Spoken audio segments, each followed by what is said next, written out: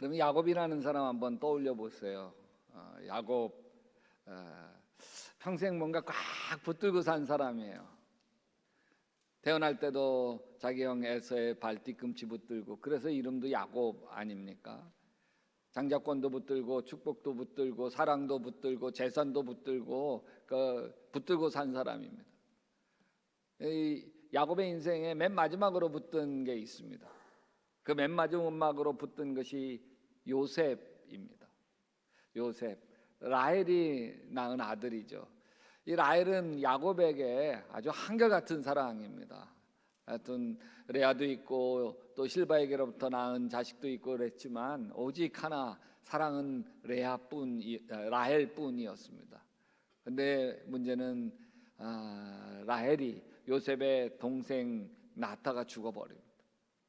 그 뒤로부터 이 아버지 야곱의 사랑은 오직 요셉에게만 집중이 되어집니다.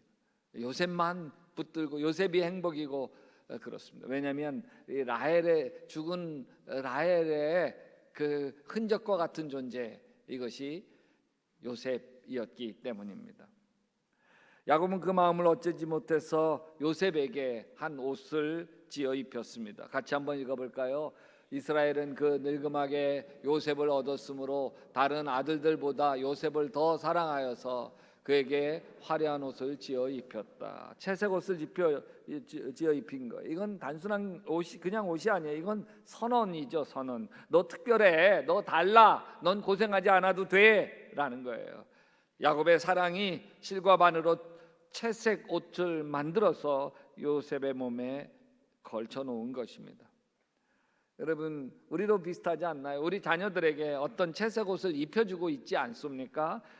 우리는 자녀들에게 좋은 대학이라는 옷을 입혀주고 싶고, 안정된 직장이라고 하는 옷을 입혀주고 싶고, 남들에게 자랑할 수 있는 그런 자녀가 되어지는 옷을 입혀주고 싶습니다. 우리는 사랑이라고 하는 이름으로 끊임없이 채색 옷을 짓고 있는 것이죠. 여러분, 우리가 채색 옷을 만드는 바느질을 멈추지 못하는 이유가 있습니다. 두려워서 그렇죠. 내가 입혀주지 않으면 이 아이가 세상에서 밀려날 것 같고, 내가 손을 놓으면 이 아이의 인생과 삶이 늘 흔들릴 것만 같기 때문입니다. 그래서 우리는 오늘도 바느질을 합니다. 불안이라고 하는 것을 마음에 담고 사랑이라는 실로 꿰매고 있는 것이죠. 무엇을 입혀줄 채색 옷을 꿰매고 있습니다. 근데 여러분, 야곱이 아들 요셉을 사랑해서 채색 옷을 입혀주는 이 이야기를 하나님은 전혀 다른 방향으로 이끌고 가십니다. 창세기 37장 같이 읽어볼까요? 형들은 아버지가 그를 자기들보다 더 사랑하는 것을 보고 요셉을 미워하며 그에게 말 한마디도 다정스럽게 하는 법이 없었다. 말 한마디도 다정스럽게 하지 않습니다. 사납게 하는 거예요. 오히려 끊어버리는 거예요. 안 하는 거예요. 왕따시키는 거예요. 갈등이 아닙니다. 관계가 끊어진 거예요. 같은 집에 사는데, 한 상에서 밥을 먹는데 한마디도 하지 않습니다. 집안의 공기가 어때요? 싸늘하죠. 사랑이 만든 결과였습니다. 야곱은 사랑한다고 했습니다마는 그 사랑이 문제를 자꾸 일으키고 있는 것이죠. 이거는 야곱의 결핍, 자신의 아픔, 자신이 놓쳐버린 인생에 대한 아쉬움들이 요셉에게 흘러들어가고 있기 때문에 그렇습니다. 내 못다 이룬 꿈을 내 자식을 통해서 이루려고 하기 때문에 그런 것이죠. 우리도 자녀를 사랑한다고 하지만 때로 자녀를 통해서 내 인생의 보상을 받고 싶습니다. 내가 못다 이룬 꿈, 내가 다 받지 못한 인정, 내가 살지 못하는 삶을 자녀의 어깨 위에 올려놓는 거죠. 내 그림자를 내 자녀의 그림자가 되게 하는 것이죠. 그런데 이 무게를 짊어진 자녀는 숨을 쉬지 못합니다. 야곱의 채색 옷은 요셉이 원한 게 아니잖아요. 야곱이 주고 싶었던 것이지 요셉이 원했던 옷이 아닙니다. 제가 엠마오 가는 길 영성 훈련을 인도하는 중에 어떤 권사님이 상담을 해왔는데 그 얘기 듣고 진짜 와, 이분 굉장한 충격을 받을 수밖에 없겠구나. 이 자식이 의대에 들어갔어요. 전교에서 1등만 하다가 의대에 들어갔어요. 얼마나 뿌듯해요. 자랑스러워요. 나 의사 엄마가 되는 거예요. 근데 문제는 이 자식이 의대를 때려친 거예요. 휴학한 게 아니라 자퇴를 했어요. 왜? 나 음악하고 싶다고. 음악하고 싶다고.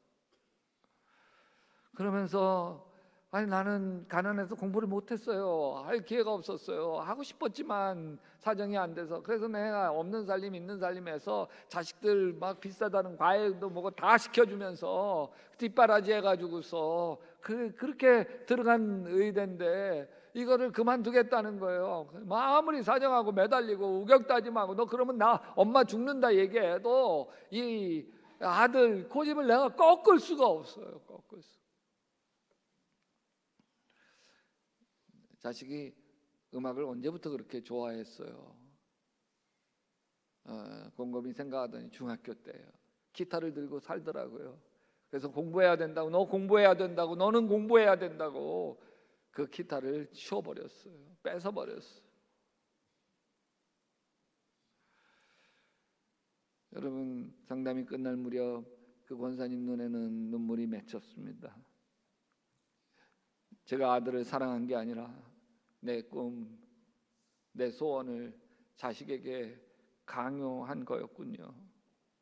우리는 야곱을 탓할 수가 없습니다. 우리 안에도 채석옷을 입혀가고 싶은 야곱이 있기 때문에 그렇습니다. 그런데 하나님은 이 이야기를 여기서 끝내지 않습니다. 엉킨 이 불행한 가족의 이야기 한복판에 하나님은 전혀 다른 일을 시작하시는 거예요. 그때 막 자식들이 서늘한 공기들을 서로 만들고 말도 안 하고 막 그냥 다정하지 않게 툭툭 쏘아붙이고 요셉이 자연스럽게 왕따가 되었을 때도 막지 않으십니다. 그냥 지켜만 보십니다. 그리고 어느 날 하나님은 아무도 모르는 시간에 이 한 소년의 마음에 무언가를 심습니다. 그게 창세기 37장 5절입니다. 한 번은 요셉이 꿈을 꾸었다. 하나님이 꿈속에 찾아가신 거예요. 요셉은 그냥 잠들었을 뿐이에요. 형들의 차가운 시선에 집안 무거운 공기에 그냥 지쳐서 잠들었을 뿐입니다. 근데 요셉 영혼 깊은 곳 속에 하나님이 조용히 하나의 꿈을 심어 놓으셨습니다. 그 꾼 꿈을 요셉이 형제들에게 이야기하죠. 형님들, 제가 꾼 꿈을 들어보세요. 우리 밭 가운데 고식단을 묶어 놓고 눕혀 놓잖아요. 묶은 다음에는 뭐 그런데 갑자기 내 곡식단이 벌떡 일어서니까 형님들이 묶어놓은 곡식단들이 벌떡 일어나서 제 곡식단에다가 절을 하더이다. 그러자 형님들이 황당해가요. 야, 니까지 게 우리의 왕이 돼? 우리 다스려? 아이고. 그 요셉이 다시 꿈을 꾸고 형들에게 이야기합니다. 형들 보세요. 제가 또 꿈을 꾸었는데 해와 달, 엄마와 그 아버지죠. 그리고 11개의 별들, 형들이 저에게 제 별에 절을 하더라고요. 이 꿈 이야기를 들은 건 채색옷 때문에도 화가 나 있는데 마음에 막 늘 불편했는데 이 꿈 얘기 들으니까 우라통이 터지는 거예요. 그리고 아버지도 따끔하게 요셉에게 너 그러지 마, 쓸데없는 얘기하지 마, 혼을 냅니다. 근데 여기서 여러분 보세요. 이 꿈 누가 만들어줬어요? 이 꿈 누가 줬어요? 요셉이 스스로 지어낸 거예요? 아니에요. 하나님이 심어준 거예요.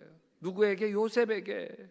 요엘서는 이렇게 선포합니다. 같이 읽어볼까요? 내가 모든 사람에게 나의 영을 부어주겠다. 너희의 아들 딸은 예언을 하고 노인들은 꿈을 꾸고 젊은이들은 환상을 볼 것이다. 하나님은 우리 자녀들에게 꿈과 환상을 주시는 거예요. 그 꿈은 부모의 설계도에 없을 수 있어요. 부모의 눈에는 아주 터무니없어 보일 수도 있단 말이죠. 그러나 그것이 하나님이 심어 놓은 것이라면 누가 뭐라 그래도 그 씨앗은 반드시 꽃피게 될 줄 믿습니다. 에베소서에서 이렇게 이야기해요. 우리는 하나님의 작품입니다. 선한 일을 하게 하시려고 하나님께서 그리스도 예수 안에서 우리를 만드셨습니다. 우리가 다 하나님의 작품이에요. 여러분의 자녀들, 여러분의 손주들이 다 이미 하나님의 작품입니다. 그래서 부모의 역할이라고 하는 것은 그 작품에다 자꾸 색칠하고 덧칠하는 게 아니고 하나님이 어떻게 이 아이를 디자인해 놓으셨는지 그 하나님의 붓터지를 유심히 잘 살펴보는 거예요. 하나님이 이 아이에게 어떤 잠재력을 주셨는지. 요셉의 꿈은 황당해 보였지만 그 안에 하나님의 서명이 있는 거죠. 근데 성경은 아주 중요한 문장을 남깁니다. 그의 형들은 그를 시기하였지만 아버지는 그 말을 마음에 두었다. 이 문장이 참 묘하죠. 이해는 안 되는데 아버지가 버리지는 않습니다. 야, 너 그러지 마. 요셉을 아버지가 꾸짖습니다. 그러나 마음에 지우지를 않습니다. 그냥 마음에 두는 거예요. 여기 마음에 두었다는 걸 히브리어로 샤마르라고 이야기합니다. 샤마르. 이건 지킨다, 또 보호한다, 또 관찰한다. 여기 샤마르예요. 이 샤마르는 보통 세 단계가 있습니다. 하나는 관찰하는 거예요. 여기에 자녀들에게 하나님이 어떤 재능을 주셨지, 하나님이 이 아이에게 어떤 마음의 소원을 주셨지 관찰하는 거예요. 그리고 기다리는 거예요. 이 아이가 흔들릴 수 있어요. 방황할 수 있어요. 채색옷이 찢어지는 그런 어려움이 있을 수 있어요. 부모가 절망하지 아니하고 하나님의 시간을 기다려주는 거예요. 기도해 주는 거죠. 그리고 축복하는 거예요. 야곱이 훗날 12 아들을 축복했듯이 현재의 모습이 아닌 장래의 소망을 담아서 축복하는 거예요. 선포해 주는 거예요. 이게 샤마르입니다.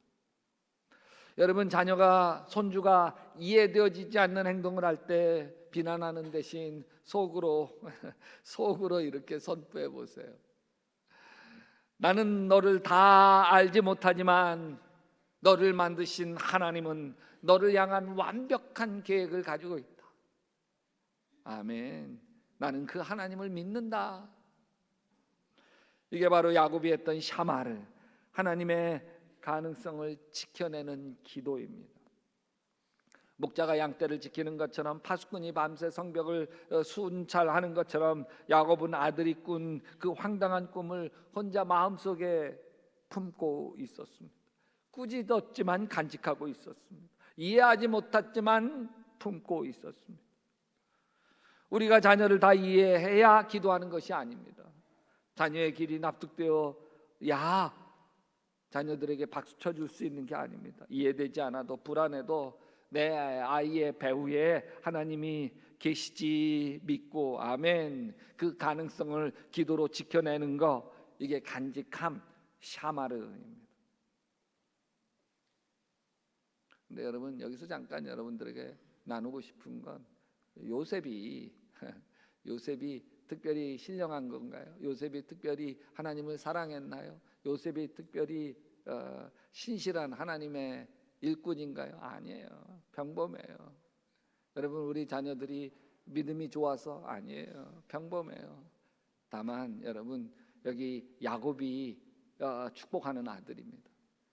여러분의 자녀들이 다만 평범하고 다를 바도 없고 말썽꾸러기 있고 삐딱하고, 그래도 여러분이 기도하고 여러분이 축복하는 아들, 딸입니다. 아멘. 그래서 특별하게 될 줄 믿습니다. 여러분, 저는 이 장면 샤마르 이야기에 한 어머니가 떠오릅니다. 그것은 예수님 어머니 마리아입니다. 아기 예수를 낳은 뒤에 목자들이 와가지고서 마리아에게 아주 황당한 이야기를 해요. 그게 이해되었을까요? 이 아이를 8일 만에 데리고서 성전에 가요. 시므이가 보더니 하나님이 나를 축복하셨다고 그러면서 마리아에게 이런 아픈 얘기, 이 아이가 엄마 너 마리아 칼로 마음을 찌르는 것처럼 그렇게 아프게 될 거다 예언을 합니다. 그때 뭔 말인지 모르죠. 12살 예수가 이게 성전에 있는 그 율법학자들, 제사장들과 토론하고 이야기를 나누고 있을 때 마리아가 다 이해하지 못했을 것이에요. 근데 성경은 이렇게 이야기합니다. 같이 읽어봅시다. 마리아는 이 모든 말을 고이 간직하고 마음속에 곰곰이 되새겼다. 고이 간직한 거예요. 이해하지 못해도 버리지 않는 거예요. 불안한 애들만 지워버리지 않는 거예요. 그 간직함이 훗날 부활의 자리에서 모든 걸 알아보게 되는 거죠. 모든 걸. 야곱의 간직함 샤마르도 마찬가지였습니다. 요셉이 죽었다는 소식을 듣고 통곡하며 세월을 보내야 했어도 그가 마음속에 간직했던 그 꿈의 조각이 없었다면 훗날 애굽에서 총리가 된 요셉을 만났을 때 이것이 다 하나님의 섭리였구나 알아볼 수 없었을 것입니다. 여러분, 자녀들 때문에 잠 못 이루고 계십니까? 자녀들의 길이 이해되지 않아 속이 다 들어가십니까? 그렇다면 야곱처럼 야단치세요. 야단치세요. 그러나 간직하십시오. 시편 기자는 이렇게 노래합니다. 시작. 자식은 주님께서 주신 선물이요 배 안에 들어있는 열매는 주님이 주신 상급이다. 우리 자녀는 우리 것이 아닙니다. 하나님이 우리 손에 잠시 맡겨주신 하나님의 선물인 거예요. 선물을 받은 사람은 그 선물 안에 무엇이 담겨 있는가 먼저 여쭤보아야 합니다. 내가 무엇을 채워 넣을까가 아니라 하나님이 이미 무엇을 담아 놓으셨는가를 경청하는 것, 이것이 간직하는 기도의 시작입니다. 한 어머니가 있었습니다. 아들이 어릴 때부터 피아노 재능을 보이는 것 같아 보였어요. 어머니는 그래서 하루도 빠짐없이 연습을 강요했습니다. 하루에 8시간, 주말도 방학도 없이 피아노 앞에 앉았습니다. 아들이 손가락이 아파요. 엄마가 말했습니다. 위대한 음악가는 고통을 먹고 자라는 거야. 아들은 결국 20살이 되었을 때에 피아노 덮개를 닫아버렸습니다. 영영. 세월이 흘러 그 아들이 중년이 된 어느 날 작은 시골교회 낡은 오르간 앞에 앉았습니다. 누군가가 물었어요. 언제 다시 음악을 시작하셨어요? 잠시 침묵을 하다가 엄마가 기대를 내려놓은 다음에 그제서야 음악이 다시 들리기 시작했습니다. 자, 오늘 우리 야곱과 요셉 이야기, 시간이 흐르고 이 이야기는 어두운 장면으로 갑니다. 요셉이 형들에게로 오자 그들은 그의 옷, 곧 그가 입은 화려한 옷을 벗기고 그를 들에서 구덩이에 던졌다. 옷이 벗겨집니다. 야곱이 사랑으로 지어준 옷이 가장 먼저 벗겨집니다. 그 옷은 피가 묻힌 채로 찢어진 채로 아버지 야곱에게 돌아옵니다. 그 옷을 집어든 아버지 심정이 어떤 마음이었을까요? 얼마나 떨렸을까요? 그 옷이 자신이 입혀준 옷이기 때문에 그렇습니다. 그 옷이 찢겨지고 피가 묻어 있습니다. 그 순간 야곱은 몰랐을 것입니다. 내가 사랑이라고 생각한 것이 이 아이를 이 자리까지 밀어 넣을 수 있다고 하는 거 꿈에도 몰랐을 것입니다. 여러분, 우리가 우리 자녀에게 입혀준 것들도 언젠간 벗겨집니다. 학벌도 벗겨져요. 직장도 벗겨져요. 배경도 벗겨져요. 돈도 벗겨져요. 세상이라는 바람은 우리가 바느질해서 입혀준 채색 옷보다 훨씬 강합니다. 한 번의 실직, 한 번의 실패, 한 번의 관계 붕괴로 무너질 수 있습니다. 부모가 수십 년 지어준 옷이 하루아침에 찢겨질 수 있다니까요. 근데 여러분, 이상한 건 그 모든 것이 벗겨진 자리에서 하나님이 일하기 시작하신다는 것입니다. 구덩이에 던져진 요셉에게 남은 것이 하나 있습니다. 채색 옷은 없죠. 그러나 꿈이 남아 있잖아요. 꿈. 아무도 빼앗지 못하는 거, 하나님이 직접 심어준 꿈, 그게 하나 남아 있습니다.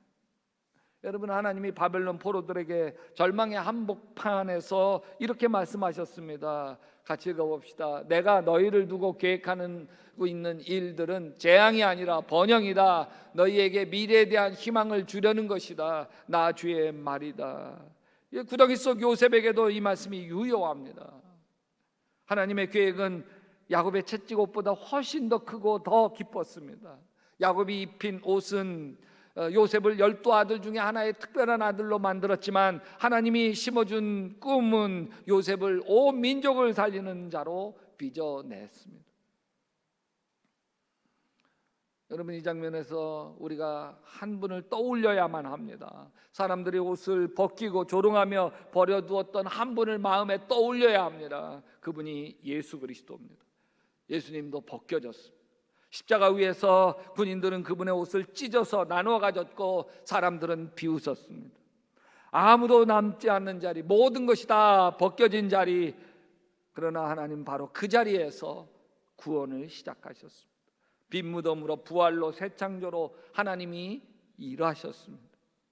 여러분, 하나님은 옷이 벗겨진 자리에서 구원을 시작하시는 분입니다.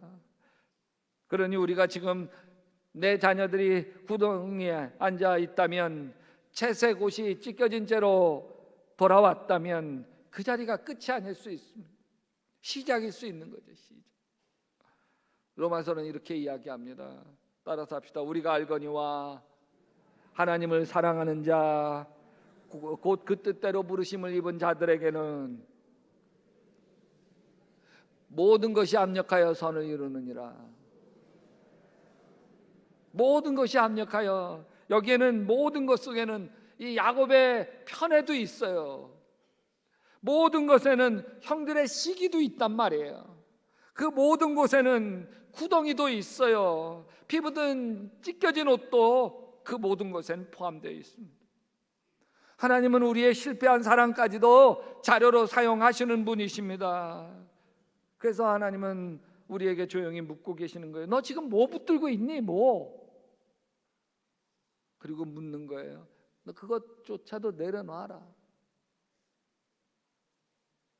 야곱은 붙드는 사람이었습니다. 그러나 하나님 그걸 바꾸시죠. 내려놓는 사람, 아니 내려놓을 수밖에 없는 사람으로 바꿔놓으셨습니다. 야곱이 입힌 옷은 피가 묻어 돌아왔습니다. 그러나 하나님이 요셉에게 입히신 꿈과 환상의 옷은 온 제국을 살리는 총리의 관복이 되었습니다. 야곱의 사랑은 아름다웠지만 불완전했습니다. 그러나 하나님은 그 불완전한 사랑까지도 섭리의 강 안으로, 은혜의 강 안으로 흘려보내셨습니다. 결국 많은 이들을 구원하는 이야기로 만들어내셨습니다. 여러분, 우리가 자녀를 위해서 가장 크게 할 수 있는 일은 더 좋은 옷을 입혀주는 것이 아닐지 모릅니다.